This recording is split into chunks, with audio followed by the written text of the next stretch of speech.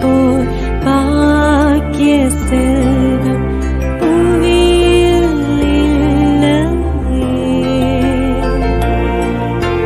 புவி நிரம்ப பொன் தந்தாலும் இப்பளிக்கு ஈடில்லையே.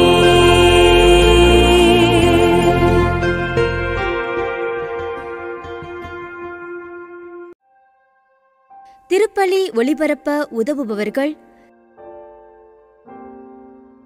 பாண்டியராஜ் ஜோஸ்பின் குடும்பத்தினர் USA. இன்று இவர்களின் திருமண நாளின் நன்றியாகவும் மற்றும் ஜோஸ்பின் இவருக்கு பூரண உடல் சுகம் கிடைக்கவும் வேண்டி. ஜே பெரியநாயகி குடும்பத்தினர் நாமக்கல். குடும்பத்தினருக்கு நல்ல உடல் உள்ள சுகம் கிடைக்கவும் பேரப்பிள்ளைகள் ஞானத்திலும் கல்வியிலும் சிறந்து விளங்கவும் வேண்டி. சி அகஸ்டின் குடும்பத்தினர் திருமயம் புதுக்கோட்டை. குடும்பத்திற்கு இறைவன் செய்த அனைத்து நன்மைகளுக்கும் ஆசீர்வாதங்களுக்கும் நன்றியாக வேண்டி.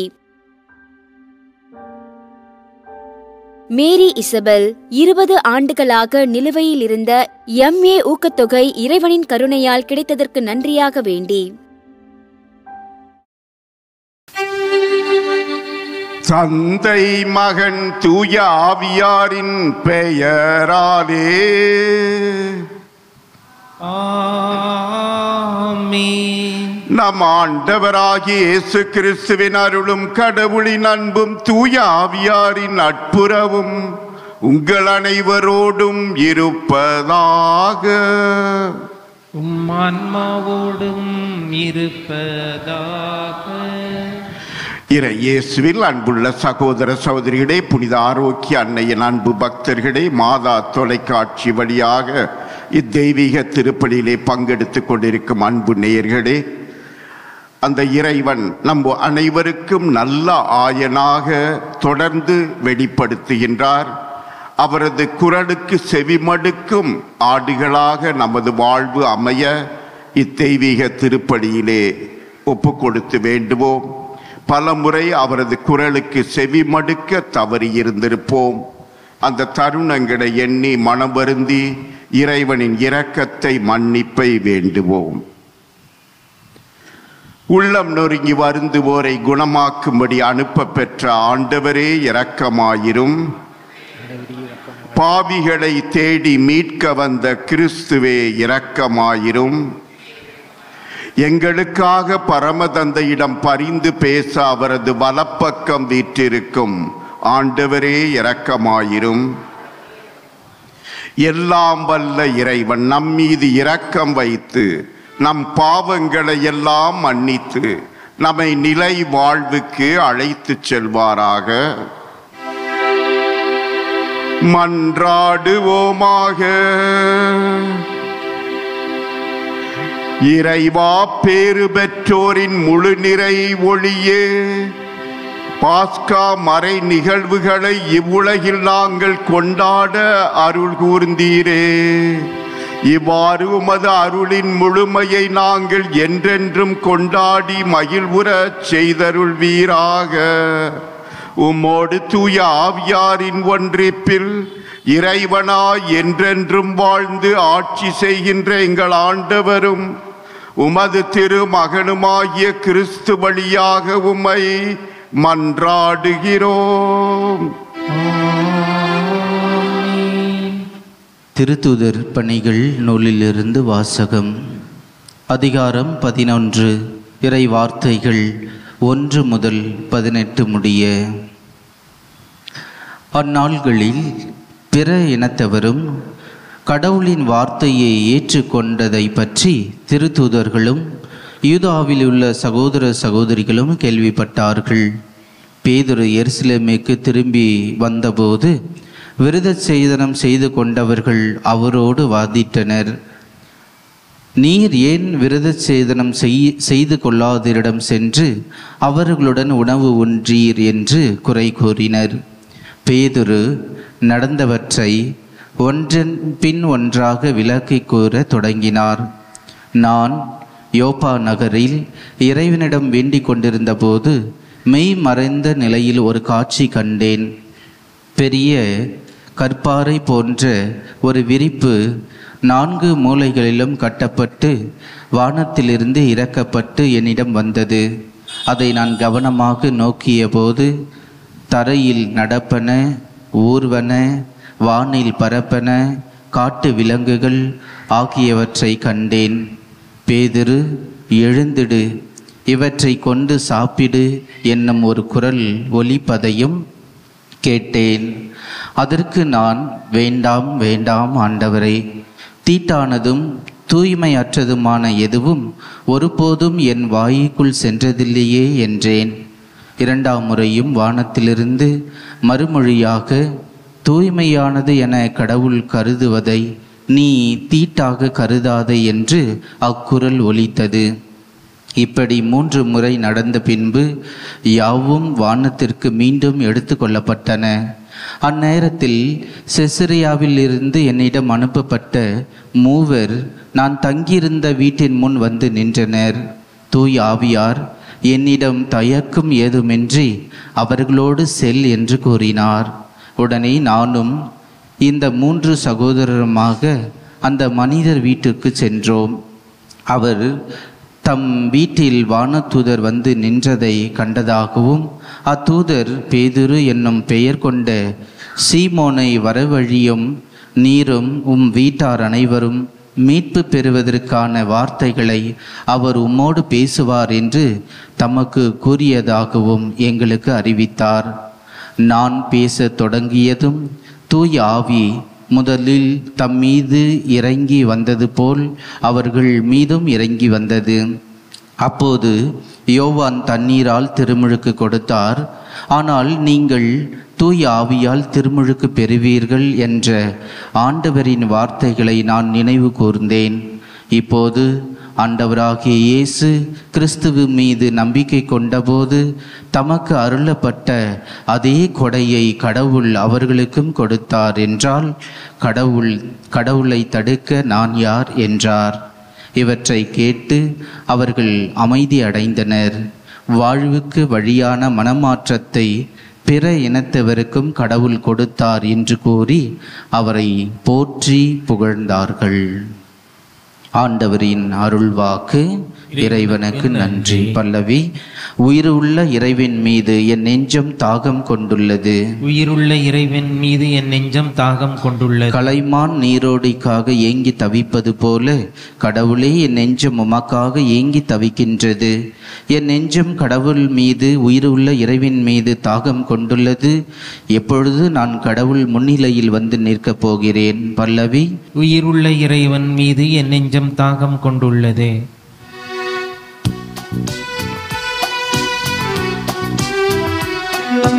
அல்லேலூயா அல்லேலூயா அல்லேலூயா அல்லேலூயா அல்லேலூயா அல்லேலூயா. நல்லாயன் நானே, நானும் என் நாடுகளை அறிந்திருக்கின்றேன், என் நாடுகளும் என்னை அறிந்திருக்கின்றன என்கிறார் ஆண்டவர். அல்லேலூயா அல்லேலூயா அல்லேலூயா. ஆண்டவர் உங்களோடு இருப்பாராக. உம் ஆத்மாவோடும் இருப்பாராக. புனித யோவான் எழுதிய தூய நற்செய்தியிலிருந்து வாசகம். ஆண்டவரே, மாட்சி உமக்கே. அதிகாரம் 10, இறைவசனங்கள் 1 முதல் 10 முடிய. அக்காலத்தில் இயேசு கூறியது, உறுதியாக உங்களுக்கு சொல்கிறேன், ஆட்டுக்கொட்டிலில் வாயில் வழியாக நுழையாமல் வேறு வழியாக ஏறி குதிப்போர் திருடர் அல்லது கொள்ளையராயிருப்பர். வாயில் வழியாக நுழைபவர் ஆடுகளின் ஆயர். அவருக்கே காவலர் வாயிலை திறந்து விடுவார். ஆடுகளும் அவரது குரலுக்கே செவி சாய்க்கும். அவர் தம்முடைய சொந்த ஆடுகளை பெயர் சொல்லி கூப்பிட்டு வெளியே கூட்டிச் செல்வார். தம்முடைய சொந்த ஆடுகள் அனைத்தையும் வெளியே ஓட்டி வந்து அவர் அவற்றிற்கு முன் செல்வார். ஆடுகளும் அவரை பின்தொடரும். ஏனெனில் அவரது குரல் அவற்றுக்கு தெரியும். அறியாத ஒருவரை அவை பின்தொடரா. அவரை விட்டு அவை ஓடி போகும். ஏனெனில் அவரது குரல் அவற்றுக்கு தெரியாது. இயேசு அவர்களிடம் ஓமைகள் வாயிலாக இவ்வாறு சொன்னார். ஆனால் அவர் சொல்வதை அவர்கள் புரிந்து கொள்ளவில்லை. மீண்டும் இயேசு கூறியது, உறுதியாக உங்களுக்கு சொல்கிறேன், ஆடுகளுக்கு வாயில் நானே. எனக்கு முன்பு வந்தவர் அனைவரும் திருடரும் கொள்ளையருமே. அவர்களுக்கு ஆடுகள் செவி சாய்க்கவில்லை. நானே வாயில். என் வழியாக நுழைவோருக்கு ஆபத்து இல்லை. அவர்கள் உள்ளே போவர், வெளியே வருவர், மேய்ச்சல் நிலத்தை கண்டுகொள்வர். திருடுவதற்கும் கொல்வதற்கும் அழிப்பதற்கும் அன்றி திருடர் வேறு எதற்கும் வருவதில்லை. ஆனால் நான் ஆடுகள் வாழ்வை பெறும் பொருட்டு, அதுவும் நிறைவாக பெறும் பொருட்டு வந்துள்ளேன். ஆண்டவரின் அருள்வாக்கு. கிறிஸ்துவே உமக்கு புகழ். இறை இயேசுவில் அன்புள்ள சகோதர சகோதரிகளே, புனித ஆரோக்கிய அன்னையின் அன்பு பக்தர்களே, மாதா தொலைக்காட்சியின் அன்பு நேயர்களே, அன்பு சகோதர சகோதரிகளே, கடவுள் நம் ஒவ்வொருவருக்கும் பல வடிவங்களிலே உருவகங்களிலே வெளிப்படுத்தப்படலாம். நாம் அறிந்திருக்கலாம், புரிந்திருக்கலாம். ஆனால் இயேசு இன்று தான் நல்ல ஆயன் என்பதை விளக்க அவர் ஒரு வாயில் என்று சொல்கிறார். நுழைவாயில். அந்த வாயில் வழியாக வருபவர் பாதுகாப்பாக இருப்பர். அந்த வாயில் வழியாக வருபவர்கள் அந்த நிறை வாழ்வை பெற்றுக் கொள்வர். அவர் வாயில் வழியாக வருபவர் எப்பொழுதும் அவருடைய அன்பை, ஆதரவை அனுபவிப்பர். அவரிடம் வருபவர்கள் தாகம் இராது, பசி இராது. ஏனெனில் பசும்புல் மேய்ச்சலுக்கு அவர் அழைத்து செல்வார். நீர் தடாகங்களுக்கு இட்டு சென்று தாகத்தை தணிக்க செய்வார். அப்படிப்பட்ட கடவுள், அப்படிப்பட்ட அன்பு இயேசு. அவருடைய அன்பை, ஆதரவை அனுபவிக்க முடியும் என்று வெளிப்படுத்துகின்றார். அன்பு சகோதர சகோதரிகளே, ஆனால் நாம் இன்று கேட்க வேண்டியது, நான் எப்படிப்பட்ட ஆடு? அந்த ஆயனின் மந்தையிலே இருக்கும் ஆடுகளிலே நான் எப்படிப்பட்டவன்? நல்ல ஆடுகள் என்றால் அவர் குரலுக்கு செவி மடுக்கும், அவர் குரலை கேட்கும். அவர் குரலுக்கு செவி மடுத்து அதை கேட்டு அவரை அறிந்து கொள்ளும், கண்டு கொள்ளும், அடையாளம் புரிந்து கொள்ளும். இது கடவுள்தான், இது இயேசுதான் என்று. உதாரணமாக உயிர்த்த ஆண்டவர் இயேசு தோற்றம் அளிக்கிறார். மகதலா மரியா அங்கே வெறும் கல்லறை பார்த்துவிட்டு அழுது புலம்பிக் கொண்டிருக்கிறார். அப்பொழுது அங்கே இயேசு காட்சி தந்து, ஏனம்மா அழுகிறாய், யாரை தேடுகிறாய் என்றெல்லாம் அவருடன் உரையாடுகிறார். ஆனால் மகதலா மரியாள் ஆரம்பத்திலே இவர் ஒரு தோட்டக்காரர் என்று நினைத்து கொண்டு, ஐயா அவரை எங்கே வைத்தீர் சொல்லும், நான் எடுத்துக்கொண்டு போகிறேன் என்று. அதற்கு பின் இயேசு பெயர் சொல்லி அழைத்தார். மரியே என்று சொன்னார். அந்த பெயர் சொல்லி அழைத்த அந்த குரல் வழியாக அடையாளம் கண்டு கொண்டார். இது வேறு யாரும் அல்ல, இது இயேசுதான், அவர் மெய்யாகவே உயிர்த்திருக்கிறார் என்று அந்த நல்ல ஆயனை கண்டு கொள்கிறார். அவர் குரலுக்கு செவி மடுக்கிறார். அன்பு சகோதர சகோதரிகளே, தொடர்ந்து தோட்டக்காரன் என்று நினைக்கவில்லை. இப்பொழுது இது இயேசு, அவருடைய குரல்தான். அவர்தான் என்னை இப்படி பெயர் சொல்லி அழைப்பார் என்று அறிந்து புரிந்து அடையாளம் கண்டு கொண்டார். அன்பு சகோதர சகோதரிகளே, பெயர் சொல்லி அழைக்கும் அந்த இறைவன் காணாமல் போன ஆடுகளை எல்லாம் தேடி செல்பவர். அவர்களை மீண்டும் நல்வழிப்படுத்த முயற்சிப்பவர். இதைத்தான் நாம் இன்னொரு நிகழ்விலே பார்க்கிறோம். அந்த குள்ளமான சக்கேயு வரி தண்டுபவர் அந்த மரத்தின் உச்சியிலே கிளைகள் நடுவே ஏறி அமர்ந்து கொண்டு இயேசுவை காண ஆவலோடு காத்திருக்கிறார். அந்த நல்ல ஆயன் இயேசு அங்கே வந்து, சக்கேயுவே விரைவா இறங்கி வா, இன்று உன் வீட்டில் நான் தங்க வேண்டும். ஆம், அந்த பாவி சக்கே என்ன செய்கிறான்? அந்த குரலுக்கு செவி மடுக்கிறான், இறங்கி வருகிறான்.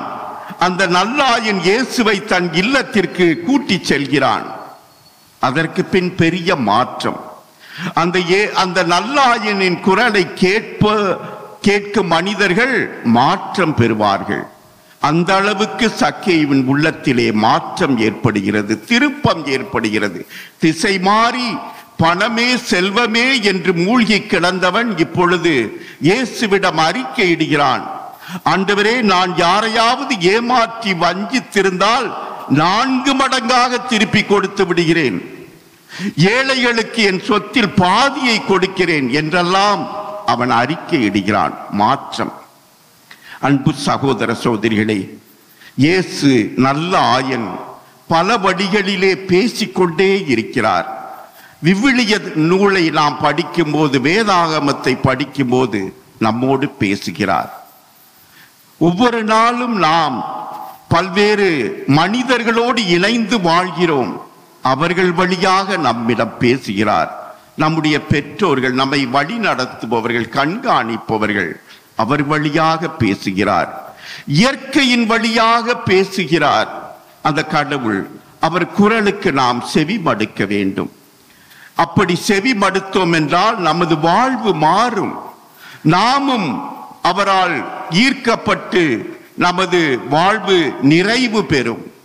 அன்று ஆயிரக்கணக்கான மக்கள் அந்த இயேசுவின் வார்த்தைகளை கேட்க பின்தொடர்ந்தார்கள். இயேசு அவர்களை அறிந்து கண்டுகொண்டு பரிவு கொள்கிறார். அந்த பரிவு என்ன செய்கிறது? இவர்கள் பசியாயிருக்கிறார்கள், இவர்களுக்கு உண்ண ஏதாவது கொடுக்க வேண்டும் என்று உணவு ஏற்பாடு செய்ய அழைப்பு விடுக்கிறார். அவர்கள் வயிறார உண்கிறார்கள். அங்கே இருந்த அந்த பசுமுள் தரையிலே அமரச் செய்து அவர்கள் வயிறு நிரம்ப உணவு அளிக்கிறார். அன்பு சகோதர சகோதரிகளே, பரிவுள்ளம் கொண்ட நல்ல ஆயன், ஆயனில்லா ஆடுகள் போல் தவித்த மக்களுடைய நோய்களை குணப்படுத்தி தன்னுடைய ஓய்வை கூட மறந்து அவர்களுக்கு சுகம் கொடுத்தவர் அந்த நல்ல ஆயன். அந்த நல்ல ஆயனை நாம் கண்டுகொள்கிறோமா? அவர் குரலுக்கு செவி மடுக்கிறோமா? இன்றைய நவீன உலகிலே தொலைக்காட்சி, அலைபேசி, செல்போன் இவை நம்மை அப்படியே மயக்கி அதிலே மூழ்கி போய்விடுகிறோம். அந்த நல்ல ஆயனுடைய குரலை, வார்த்தையை கேட்க தவறி விடுகிறோம். நமது மனசாட்சி இவை இந்த குரல்கள் எல்லாம் மழுங்கடித்து விடுகின்றது. இந்த அலைபேசி, தொலைக்காட்சி வழியாக வரும் பல்வேறு குரல்கள் நம்மை தவறான பாதைக்கு இட்டு செல்கின்றன. பாலியல் இன்பத்திற்கு, பல்வேறு வெறுப்புணர்வுக்கு, பல்வேறு வன்மை நிறைந்த செயல்பாடுகளுக்கு, பல்வேறு தீவிரவாதிகள் போல் இருக்கக்கூடிய நிலைப்பாட்டுக்கு நம்மை மாற்றுகிறது.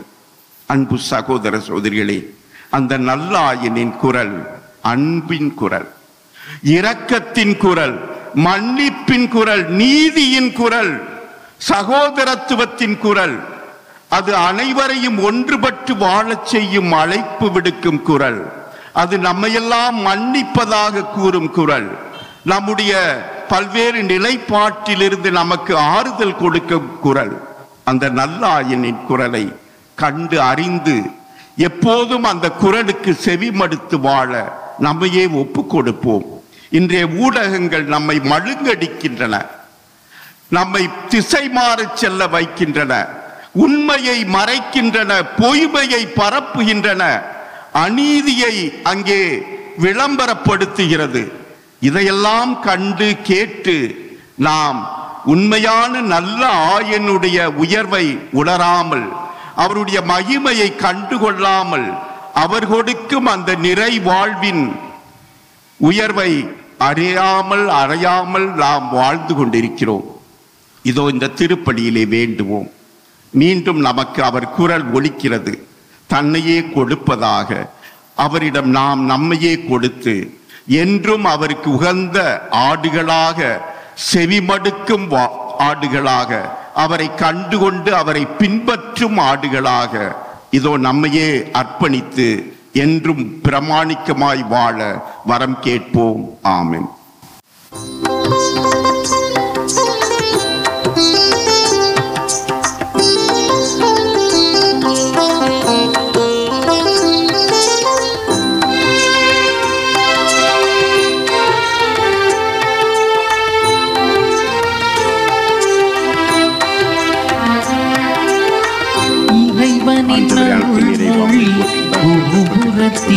நான் இருவிழி தீபங்கள் ஏற்றி வைத்தேன். இறைவனின் அருள் மொழி கோபுரத்தில் நான் இருவிழி தீபங்கள் ஏற்றி வைத்தேன். மலைகளினால் நான் பூ போல் மனதை அலங்கரித்தேன். இறைவனின் அருள் மொழி கோபுரத்தில் நான் இருவிழி தீபங்கள் ஏற்றி வைத்தேன். சகோதர சகோதரிகளே, உங்களுடையதும் என்னுடையதுமான இத்திருப்பலி எல்லாம் வல்ல தந்தையாய் இறைவனுக்கு ஏற்றதாகும்படி மன்றாடுங்கள். ஆண்டவர் தமது பெயரின் புகழ்ச்சிக்காகவும் ஆட்சிக்காகவும் நமது நன்மைக்காகவும் புனித திரவை அனைத்து நலனுக்காகவும் நமது கையிலிருந்து இப்பலியை ஏற்றுக்கொள்வாராக. ஆண்டவரே, அக்களிப்புறும் திரு அவையின் காணிக்கைகளை ஏற்றுக்கொள்ள உம்மை வேண்டுகின்றோம். இப்பெரும் மகிழ்ச்சிக்குரிய காரணத்தை நீர் தந்திருப்பதால் அதன் பயனாகிய முடிவில்லா பேரின்பத்தையும் எங்களுக்கு அருள்வீராக. எங்கள் ஆண்டவர் கிறிஸ்து வழியாக உம்மை மன்றாடுகிறோம். ஆண்டவர் உங்களோடு இருப்பாராக. இதயங்களை மேலே எழுப்புங்கள். நம் இறைவனாகிய ஆண்டவருக்கு நன்றி கூறுவோம். ஆண்டவரே, எக்காலத்திலும் உம்மை புகழ்ந்துரைப்பதும் எல்லாவற்றுக்கும் மேலாக எங்கள் பாஸ்காவாகிய கிறிஸ்து பலியான இச்சிறப்பான காலத்தில் உம்மை இன்னும் மிகுதியாக வாழ்த்தி போற்றுவதும் மெய்யாகவே தகுதியும் நீதியும் ஆகும். எங்கள் கடமையும் மீட்புக்குரிய செயலும் ஆகும். ஏனெனில் பழையன அழிக்கப்பட்டு வீழ்ச்சியுற்ற படைப்பு அனைத்தும் புதுப்பிக்கப்படுகின்றது. எங்கள் வாழ்வும் கிறிஸ்துவில் சீரமைக்கப்பட்டு நிறைவு பெறுகின்றது. ஆகவே பாஸ்கா மகிழ்ச்சி பொங்க அனைத்துலகின் மாந்தர் அனைவரும் அக்களிக்கின்றனர். அவ்வாறே ஆற்றல் மிக்கோரும் அதிகாரம் கொண்ட தூதர்களும் உமது மாட்சியை புகழ்ந்து முடிவின்றி சொல்வதாவது: தூயவர் தூயவர் தூயவர், ஆண்படைகளின் கடவுளாம் ஆண்டவர். விண்ணகமும் மண்ணகமும் மது மாட்சியால் நிறைந்துள்ளன. உன்னதங்களிலே ஓசன்னா. ஆண்டவர் பெயரால் வருகிறவர் ஆசை பெற்றவர். உன்னதங்களிலே ஓசன்னா. ஆண்டவரே, நீர் மெய்யாகவே தூயவர், தூய்மை அனைத்துக்கும் ஊற்று. ஆகவே உம்முடைய ஆவியை பொழிந்து இக்காணிக்கைகளை தூய்மைப்படுத்த உம்மை வேண்டுகின்றோம். இவ்வாறு எங்கள் ஆண்டவர் இயேசு கிறிஸ்துவின் உடலும் இரத்தமுமாக எங்களுக்கு இவை மாறுவனவாக. அவர் பாடுபட உளம் கனிந்து தம்மை கையளித்த போது அப்பத்தை எடுத்து நன்றி செலுத்தி அதை பிட்டு தம் சீடர்களுக்கு அளித்து கூறியதாவது: அனைவரும் இதிலிருந்து பெற்று உண்ணுங்கள், ஏனெனில் இது உங்களுக்காக கையளிக்கப்படும் என் உடல்.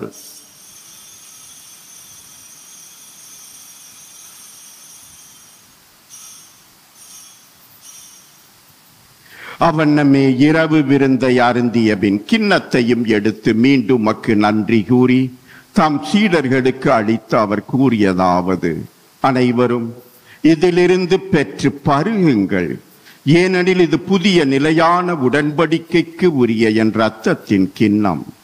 இது பாவ மன்னிப்புக்கென்று உங்களுக்காகவும் பலருக்காகவும் சிந்தப்படும். இதை என் நினைவாக செய்யுங்கள்.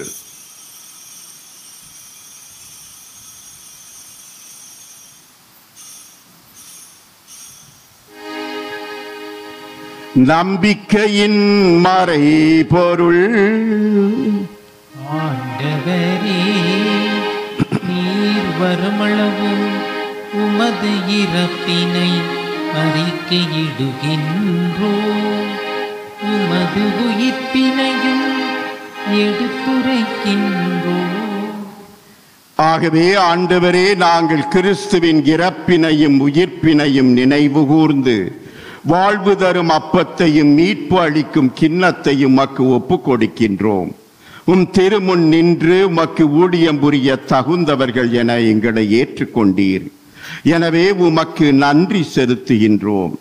மேலும் கிறிஸ்துவின் உடலிலும் இரத்தத்திலும் பங்கு கொள்ளும் எங்களை தூய ஆவியார் ஒன்று சேர்க்க வேண்டுமென உம்மை தாழ்மையுடன் மன்றாடுகின்றோம். ஆண்டவரே, உலகெங்கும் பரவியிருக்கும் அது திரு அவையை நினைவு கூர்ந்தருளும். எங்கள் திருத்தந்தை பிரான்சிஸ், எங்கள் பேராய ஜார்ஜ் ஆண்டகை, எல்லா திருநிலையினர் ஆகிய அனைவரோடும் உமது திரு அவை அன்பில் நிறைவு பெறச் செய்தருளும். மேலும் உயிர் தேடும் எதிர்நோக்குடன் துயில் கொள்ளும் எங்கள் சகோதர சகோதரிகளையும் இறந்தோர் அனைவரையும் இரக்கத்துடன் நினைவு கூர்ந்து உமது திருமுக ஒளியினுள் ஏற்றருளும். எங்கள் அனைவர் மீதும் இரக்கமாயிரும். கடவுளின் கன்னித்தாயான புனித மரியா, அவருடைய கணவரான புனித யோசேப்பு, புனித திருத்தூதர்கள், இவ்வுலகில் மக்கு வந்தவராய் இருந்தோர் ஆகிய புனிதர் அனைவருடனும் நாங்கள் நிலை வாழ்வில் பங்கு கொள்ளும் தகுதி பெற்று திருமகன் இயேசு கிறிஸ்து வழியாக உம்மை புகழ்ந்தேத்தும் வரமருள உம்மை மன்றாடுகிறோம். இவர் வழியாக இவரோடு இவரில் எல்லாம் வல்ல இறைவனாகிய தந்தையே, தூய ஆவியாரின் ஒன்றிப்பில் எல்லா புகழும் ஆட்சியும் என்றென்றும் உமக்கு உரியதே.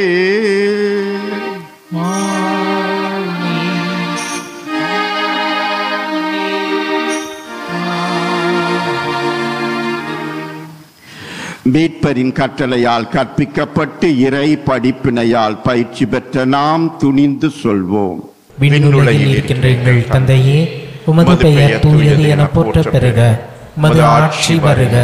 உமது திருவுள்ளம் விண்ணுலகில் நிறைவேறுவது போல மண்ணுலகிலும் நிறைவேறுக. எங்கள் அன்றாட உணவை இன்று எங்களுக்கு தாரும். எங்களுக்கு எதிராக குற்றம் செய்வோரை நாங்கள் மன்னிப்பது போல எங்கள் குற்றங்களையும் மன்னியும். எங்களை சோதனைக்கு உட்படுத்தாதேயும், தீமையிலிருந்து எங்களை விடுவித்தருளும். ஆண்டவரே, தீமை அனைத்திலும் இருந்தும் எங்களை விடுவித்து எங்கள் வாழ்நாளில் அமைதியை கனிவுடன் அருள உம்மை மன்றாடுகின்றோம். உமது இரக்கத்தின் உதவியால் நாங்கள் பாவத்தில் இருந்து எப்போதும் விடுதலை பெற்று யாதொரு கலக்கமும் இன்றி நலமாயிருப்போமாக. நாங்கள் எதிர்நோக்கி இருக்கும் பேரின்பத்துக்காகவும் எம் மீட்பராகிய இயேசு கிறிஸ்துவின் வருகைக்காகவும் காத்திருக்கின்றோம். ஏனெனில் ஆட்சியும் வல்லமையும் ஆட்சியும் என்றென்றும் அதே. ஆண்டவரே இயேசு கிறிஸ்துவே, அமைதியை உங்களுக்கு விட்டு செல்கின்றேன், என் அமைதியையே உங்களுக்கு அளிக்கின்றேன் என்றும் திருத்தூதர்களுக்கு மொழிந்தீரே. எங்கள் பாவங்களை பாராமல் உமது திரு அவையின் நம்பிக்கையை கண்ணோக்கி உமது திருவுளத்துக்கு ஏற்ப அதற்கு அமைதியையும் ஒற்றுமையையும் அளித்தருள்வீராக. என்றென்றும் வாழ்ந்து ஆட்சி செய்கின்றவர் நீரே. ஆண்டவருடைய அமைதி உங்களோடு என்றும் இருப்பதாக. உயிர்த்த ஆண்டவர் இயேசுவின் சமாதானத்தை அறிவித்துக் கொள்வோம். சமாதானம். உலகின் பாவங்களை போக்கும் இறைவனின் செம்மறியே, எங்கள் மேல் இரக்கமாயிரும். உலகின் பாவங்களை போக்கும் இறைவனின் செம்மறியே, எங்கள் மேல் இரக்கமாயிரும். உலகின் பாவங்களை போக்கும் இறைவனின் செம்மறியே, எங்களுக்கு அமைதியை அளித்தருளும். ஆண்டவராகிய இயேசு கிறிஸ்துவே, நாங்கள் உட்கொள்ளப் போகும் திரு உடலும் திரு இரத்தமும் எங்களை நீதி தீர்ப்புக்கும் தண்டனைக்கும் உள்ளாக்காமல் உமது பரிவிரக்கத்தால் எங்கள் உள்ளத்திற்கும் உடலுக்கும் பாதுகாப்பளித்து அருமருந்தாகிட அருள் புரியும். இதோ இறைவனின் செம்மறி, இதோ உலகின் பாவங்களை போக்கும் நம் ஆண்டவர் இயேசு கிறிஸ்து. இந்த செம்மறியின் திருவிருந்திலே பங்கு பெறும் நாம் பேறு பெற்றோர். ஆண்டவரே, நீர் என் இல்லத்தில் எழுந்தருள நான் தகுதியற்றவன். ஆனால் ஒரு வார்த்தை மட்டும் சொல்லியறலும் எனது ஆன்மா நலமடையும். கிறிஸ்துவின் திருவுடலும் இரத்தமும் நம்மை காத்து நித்திய வாழ்வளிப்பதாக. ஆமென். நன்றியோடு மன்றாடுவோமாக. ஆண்டவரே, நிலையான மறை நிகழ்வுகளால் நீர் புதுப்பிக்க திருவுளமானவும் மக்களை கனிவுடன் கண்ணோக்கியருட உம்மை வேண்டுகின்றோம். அதனால் நாங்கள் மாட்சிக்குரிய உடலின் அழிவுற்ற உயிர்த்தெழுதலுக்கு வந்து சேர எங்களுக்கு அருள்வீராக. எங்கள் ஆண்டவர் கிறிஸ்து வழியாக உம்மை மன்றாடுகிறோம். ஆண்டவர் உங்களோடு இருப்பாராக.